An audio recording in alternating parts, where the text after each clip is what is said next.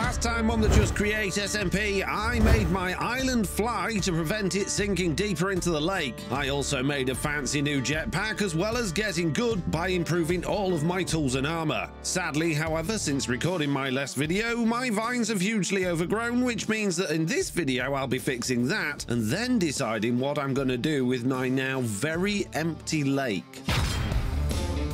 Now, I love vines. I think they're one of the prettiest little blocks in the game. However, they grow and grow and grow all of the places that you don't want them. And in order to explain why vines are mistreated and badly abused by the Minecraft developers, we should nip into a flat world to see exactly what's going on. In Minecraft Java Edition, there are 4 different types of vines. We've of course got the original vines, which have been in the game a long time. We have weeping vines from the nether. We have twisting vines, which actually grow out of the floor from the nether. And we've got glowberries, otherwise known as cave vines, which are the most recent introduction to the game. And after turning up the random tick speed, they will all just keep growing as long as they want to. But with the newer vines, there's a very easy way to prevent that. For example, if I want these glow vines to just be that long, I can trim them to that length and then snip them. I can do exactly the same thing with the weeping vines, and I can even do that with these twisting vines. But I can't do that with the oldest vines in the game. So I'm going to trim them, put some blocks up behind these vines, put a little bit of string on that one, get rid of those blocks, and now, when I turn up the random tick speed again to a ridiculous number, you'll see that these vines don't grow at all, and these vines can't grow past the string. But you can see they're starting to grow around the sides of the blocks, which means all of a sudden you've got vines growing where you didn't want them. Because original vines don't just grow vertically, they grow horizontally as well, making them very, very difficult to deal with. And that means the only thing I can do is pop my jetpack back on, go back down underneath the island with my shears and try and get rid of literally all of the vines. And that's a shame because I love these vines, but I've got to try and figure out, well, where the vines are without destroying my leaves, and that's hard to see because I've put them on leaves. One there, there's a bit there,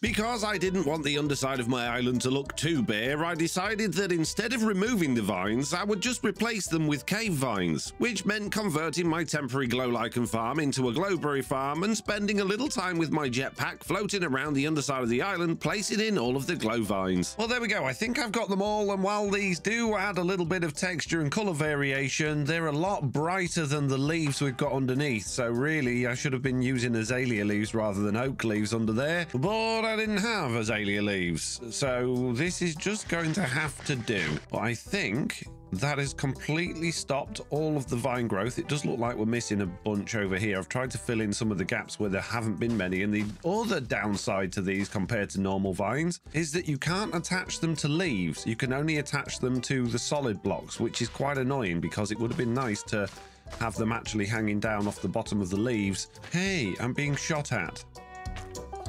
Stop it. There is a way we can deal with this.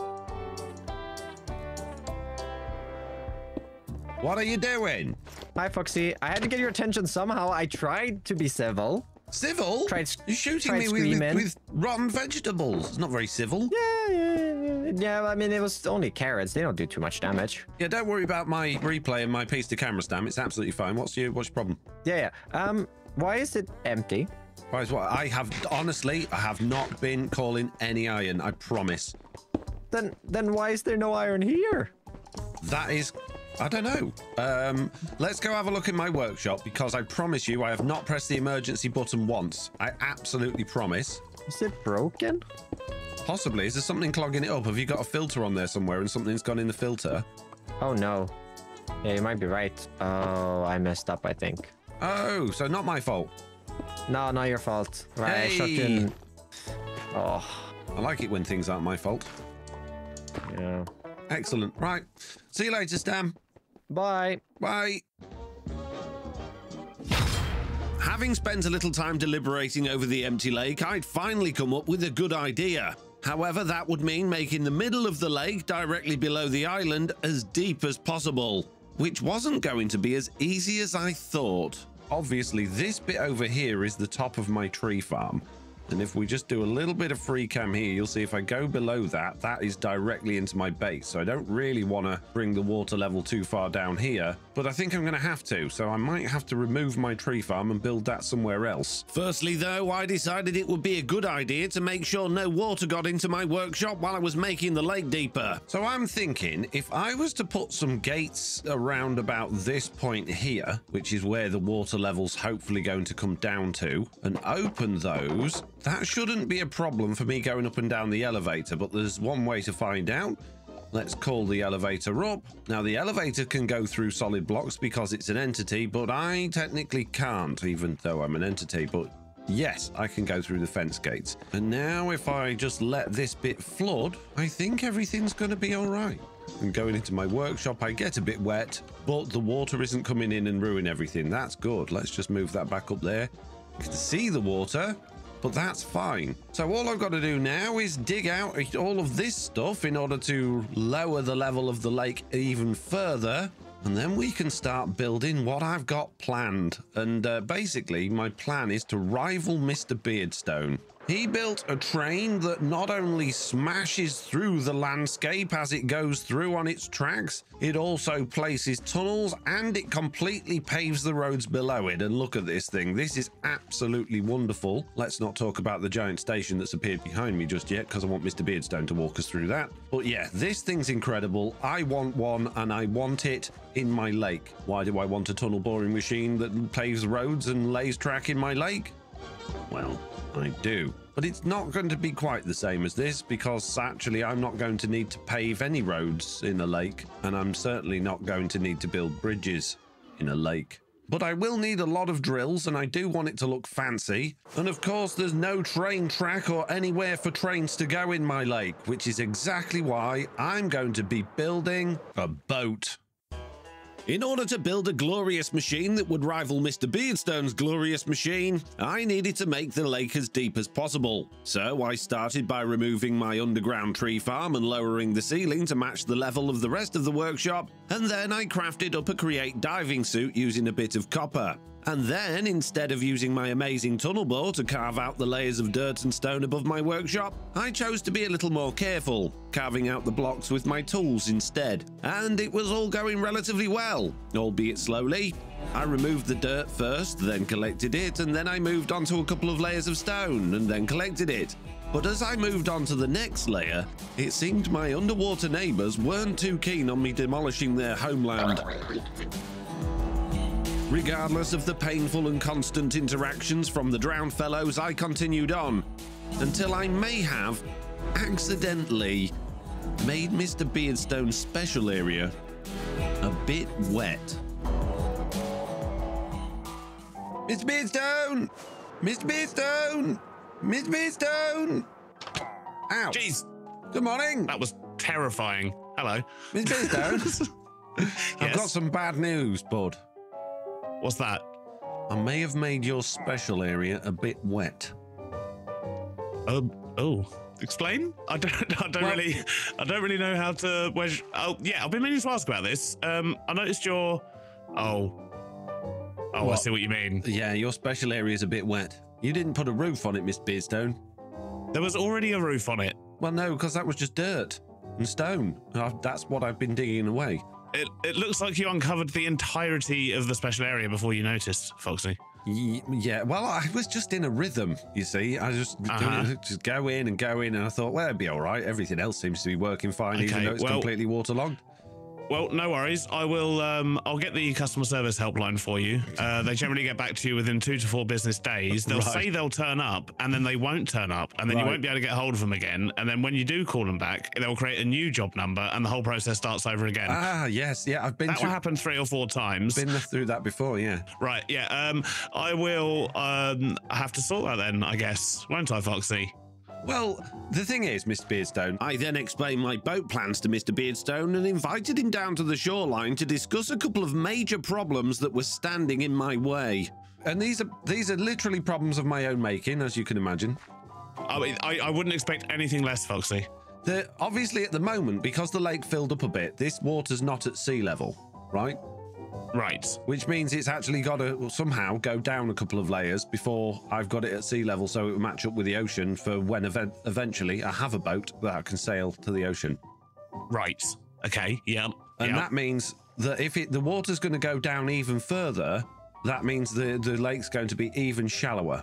Yes, it is. Yes. And that means that my workshop is in the way. So you need to move your entire workshop. Yeah, so last time I moved my entire island. This time I'm going to have to move my entire workshop. With the next few hours of my life now diverted onto a horrendous tangent distracting me from my overall plans, at least Mr. Beardstone had a few nice words to say. He hasn't got a workshop anymore. What a loser. Hey! Oh, still within earshot. Sorry, that was a personal opinion, not the opinion of the power company or any... So it looks like I've got even more work to do, because whilst I can make a schematic of my workshop, dig out a bigger area even further underground and schematic it all back into place, I'll still have to reset every single one of my frogs, as well as all of my factory gauges, because I don't think the schematic cannon's going to do a very good job with those. The other thing it means is I'm going to be temporarily completely without a workshop, because I don't want to remanufacture absolutely everything in order to schematic cannon in before I destroy all of this up here. So, yes, this drippy workshop is going to have to go. So I started by digging down deeper into the world with my incredible tunnel bore. I'm still doing this bit. What do you want about? I'm not tunnel boring anything. Oh, that's a good idea. I could tunnel bore out a big area under. Good thinking, narrating, Foxy. Good job. Where's my tunnel bore? Oh, it might still be set up downstairs. It was. So I started by digging down deeper into the world with my incredible tunnel bore. But as I did, Mr. Beardstone's special area wasn't the only thing getting a bit wet. That's because there were a lot of underwater caves, which I then spent a very long time draining out, one bit of water at a time, with an array of hose pulleys, pipes, pumps, and a lot of pistons. And just as the last body of water was slowly being sucked away, Stam arrived, asking if he could steal some of my items. Foxy, what on earth is this? Well, I've got to move my workshop, you see, because it's too high to the surface. Oh, geez, I'm going to die. It's too close to the surface. So, yeah, I'm just clearing out this area from all the water. What is this battle scene I've just fallen down into? Well, I was AFK for a minute, and when I came back, all the water had gone, so everything was dark. Oh, I see. Oh, I just broke one of these. Why? Why did you break it? Accident. I fixed it. It's fine. Good. Foxy, do you have basalt? I've got a lot of cliffs to build. Cliffs to build? I've got a lot of cliffs, a mountainside to transform, you know? Ah, yeah. Well, harder work. Well, we'll have a look in a minute. I'll just get you some basalt. How much do you need? I need about 800. I've only got 23,000. I don't know if I can spare it. Oh, only 23,000. I'll get you a little bit. I'll get you a shulker full. Oh, that's amazing. I have a shulker with me. Oh, okay. So that's fine. Even better. Yeah. I come prepared. Do you need some more rockets, or are you set with that first stack? I could always use more rockets. Yeah. Do you have an ender chest? No, not yet. No. Yeah, then you're not getting any rockets right now. Oh, sorry. Man. With Stam gone, there was a little more digging to do, mainly in order to create enough height to actually build my workshop down in the mines.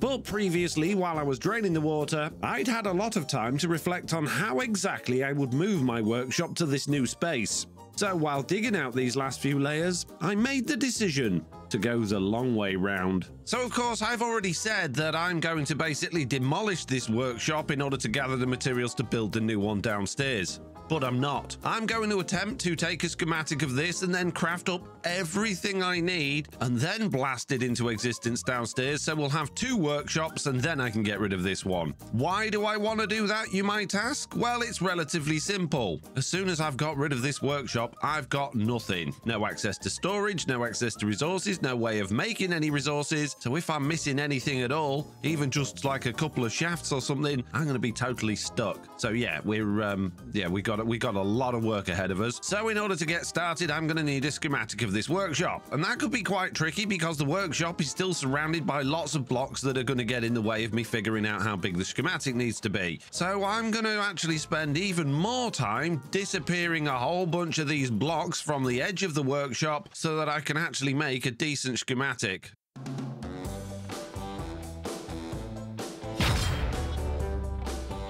Of course, doing all of this underwater digging wasn't quite as peaceful as you might imagine, because, as usual, the local greenies were out in force, doing literally everything they could to deter me from making any form of progress. But I was determined not to let this relentless bombardment put me off. However, eventually, after killing more drowned than actually mining blocks, they got me again. But I didn't care. No matter how many waves of gargling battalions they sent, I kept going.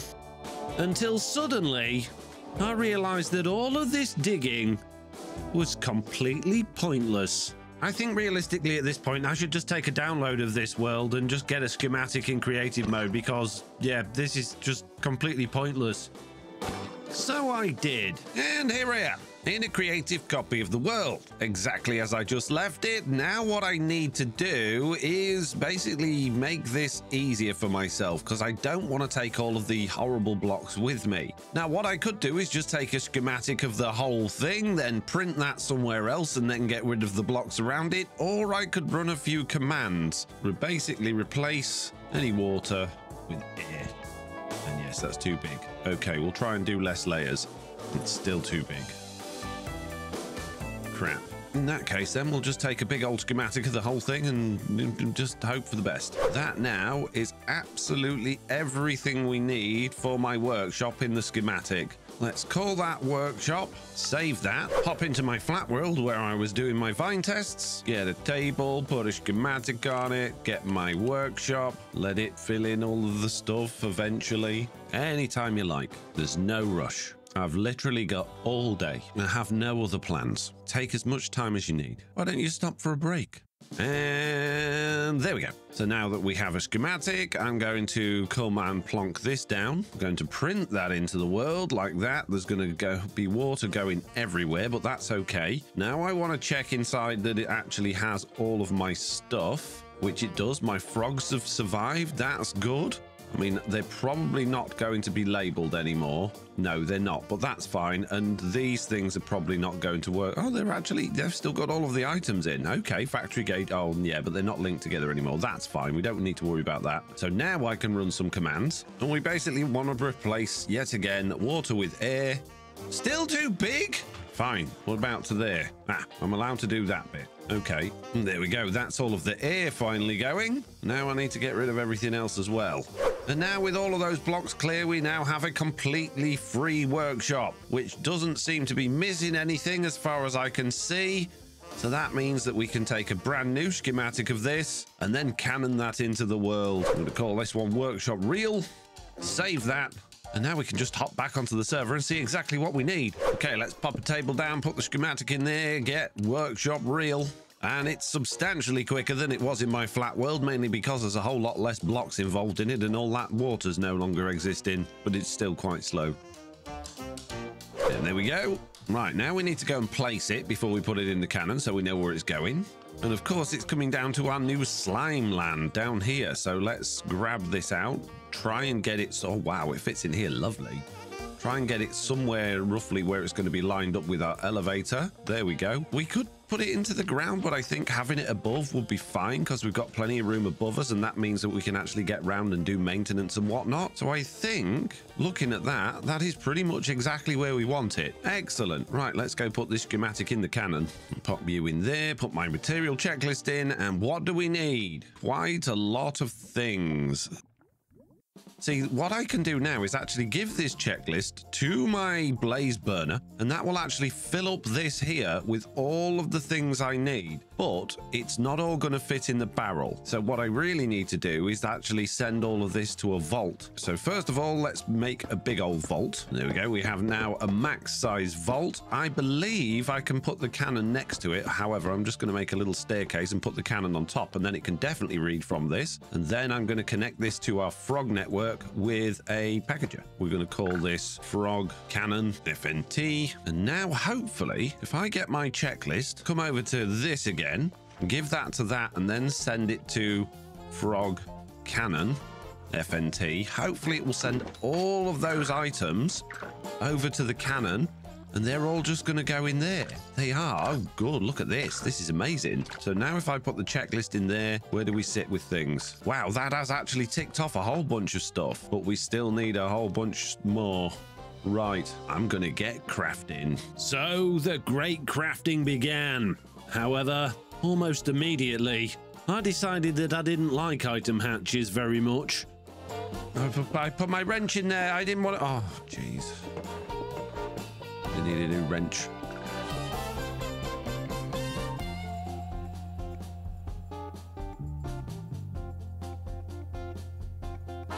And so with this last stack of barrels, I believe that should be everything ticked off. Let's pop the checklist into there and find out. Apart from Stam's stupid trail spawner, yes, we have ticked absolutely everything off the list. And while that did take a long time, it was so easy just basically taking my clipboard over there, figuring out what I'm wanting, and then just sending everything to be crafted at my crafter, waiting for the bits to come back, clicking back on it with my clipboard, sending it to there. I hardly had to do anything myself. What I do need now, however, is my glue and a few bits and bobs to turn my vault and cannon into a machine again so that I can take it all downstairs. I don't mean machine, I mean contraption. And it doesn't need this item vault on the front. Oh no, I put my other wrench in. I got no wrench again. Oh jeez, I gotta make another wrench.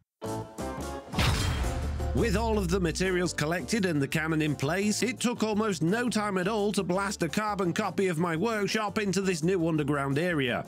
And aside from quite a lot of zombies, skeletons and creepers deciding it was a good place to hang out during the build process, it all went rather well. And of course we're going to need power. Now I've already been and renamed a few of these frogs, but I think I might have to replace them all once I put the chains in, unless they do actually snap to where they're supposed to go. I have no faith in this. We have 60 chains in storage. Let's grab those. So if I connect this one here back to this one over here, will all of the frogs suddenly line up? They will not. So yes, I'm going to have to replace every single frog. Okay, that's all of my frogs connected and renamed, so that's nice and easy. Now I need to check these filters actually have items in them. So yes, they've all been copied over correctly, so that's good. So now I can start putting in the water and the lava. We also need water in the carrot farm, which has now all turned just into dirt rather than farmland because it wasn't hydrated. And we didn't get any dirt for my tree farm, so I need one of those as well. And it looks like none of my conveyors have now got casing on, which is a bit annoying. I also need to pinch this lava from here. I need to turn this off. I need all of these carrots. I need this contraption. So let's just pop that lava in there, waterload those leaves, till all of this soil, plant a whole bunch of carrots, and put my carrot farm back together. There we go. That's that fixed. And of course, pop my tree farm back down. And realistically, apart from setting up my factory gauges again, that's basically everything reset up as it needed to be. Now, obviously, we've got no power down here at all. We also no longer have access to Stam's emergency iron system, which was coming into the back of our base over there, which is something else we need to deal with. And of course, the other thing I need to do is get all of my items down here into these item vaults, but I want to make sure all the power and everything's working first. And that means I need to make some changes.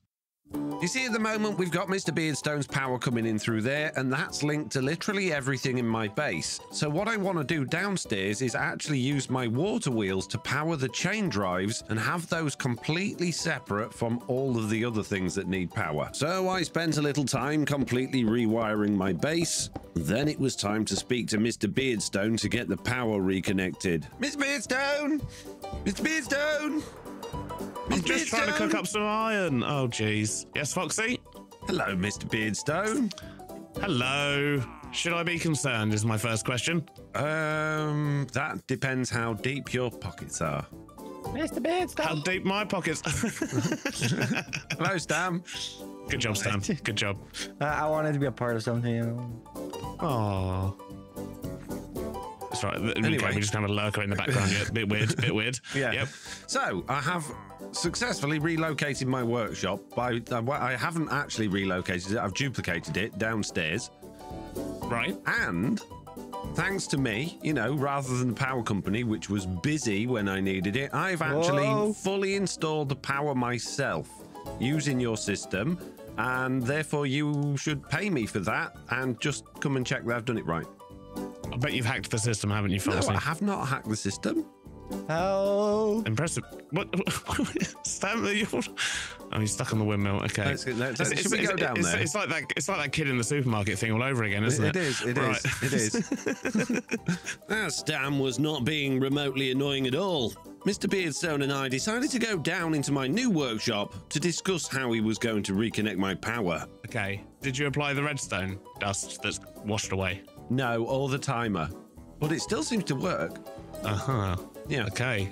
Your elevator's a little bit flooded. Yeah, it'll be all right. Don't worry about it. Okay, let me just check. So that is all in correctly. Yep. Oh, he's gone with a shulker. No, that was already on there. That was whatever it was. It's even better. Yeah. I Okay, haven't done cool. any of No, this. that's good. Did you just take a schematic and then put it in down there then? Yeah. Cool. I mean, that's basically exactly what I was going to do. So Yeah, so I've saved you a job, so therefore I should get paid for my hard work. Well, actually, I mean, you're still going to get fined for damage to power company property. But I've replaced it all with better quality blocks. None of that cheapo power station naff crap that you use. I see you haven't put a roof on it or a floor. This is a safety hazard for the power workers who need to go down and collect the tokens, you know. Well, somebody should have designed it better then, shouldn't they? And put a roof on a floor on it when they designed it. I think you'll find they did put a floor on it. It was a stone floor. No, no, it wasn't. Cool. So, I mean, from what I can tell, it does seem to be working and doing its thing, and you don't seem to be hacking the system, which is that was the main concern. Well, there you go then. See, so you owe me money. No, I don't owe you money. You do. You saved yourself some money. That's what happened. Yeah. What, you were going to charge me for a new install? Well, yeah, call-out charges. I mean, technically, you have still called me out. I've still had to come out and check. Oh my god! I think Well, I tell you what. The call-out charge and the self-install just cancel each other out. So I guess we're even.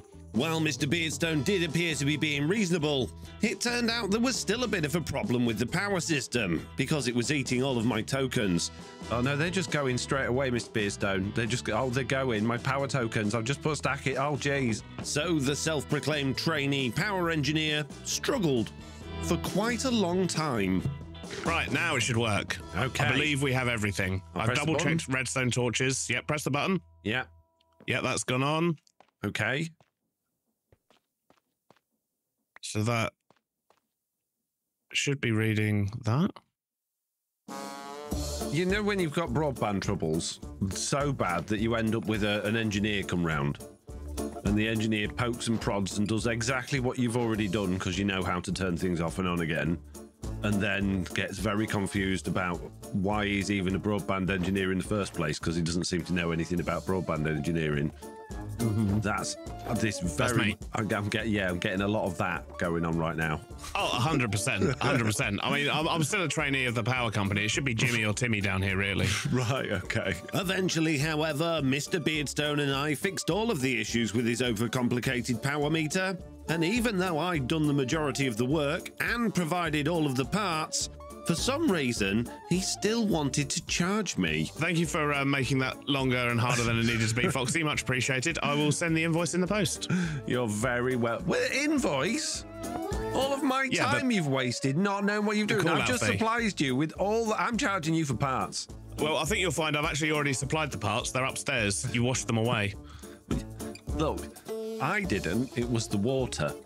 The water did it. The water did it. Yeah. Uh-huh. Yeah. Uh-huh.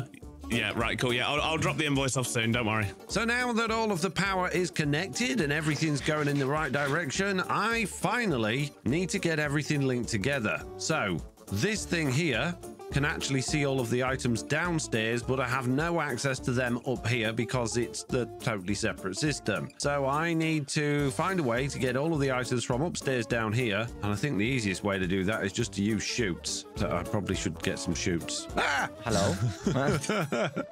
Hello. Yeah, have you seen Beardy? Yeah. Yeah? Yeah. Do you know where he is? No.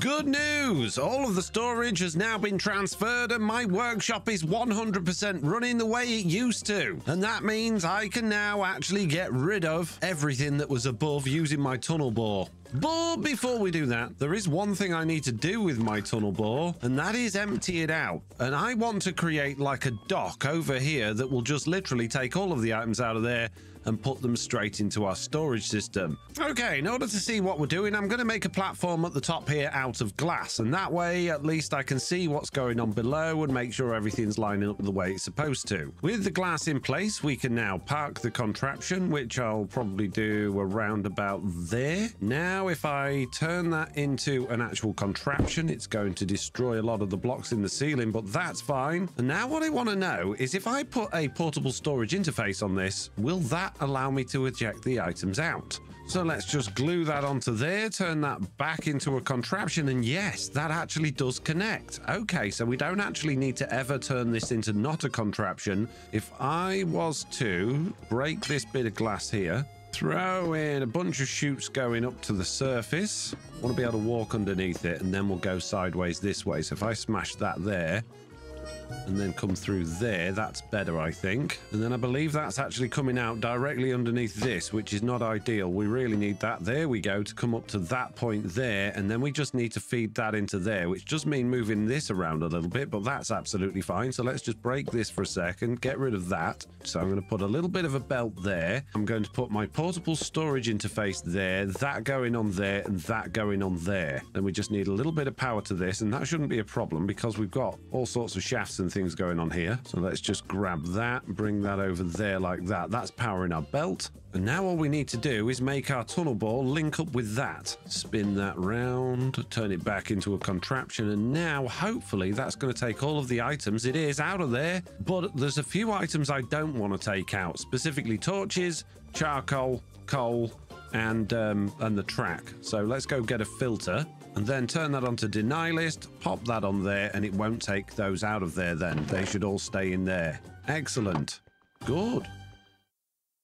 There we go, it's finished unloading, which means it's time to take this and go and demolish what's rest of that lake. Digging out the lake was going to be a gargantuan task, even with my tunnel bore, not only due to the usual harassment and complaints from the undead locals, but also just from the scope of what I was trying to achieve. Not only did I want the lake to be deep enough to build a boat inside of it, but I also wanted it to look nice, which meant doing my best to smooth out the edges of the lake towards the horrible stony underwater plateau that I was now creating. And with my back tank only holding 15 minutes of air at a time, this process was even more tedious as I battled round smooth edges and moved my tunnel bore around to avoid tunneling into anything important. And once I was happy with the overall depth of the lake, I turned my attention to blending and decorating. Again, with my aim to make the lake feel more natural and less like a flat rocky platform, and this meant adding in a bunch of gravel, then using bone meal to grow seagrass on top of the gravel, and then even planting kelp in places between the seagrass to add some variety and texture.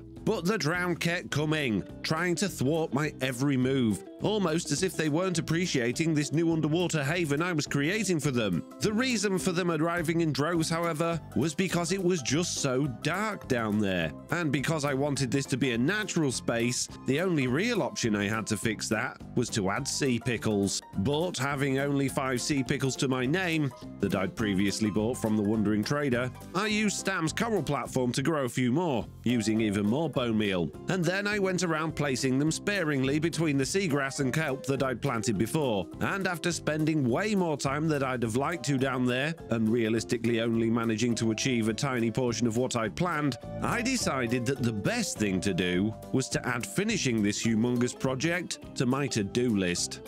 Well, that looks a lot better than it did. And if I turn my brightness not to 1000%, that bit of the underwater is actually relatively well lit up, which means these fellas can't spawn in it, but they can spawn on this bit, which is not so good.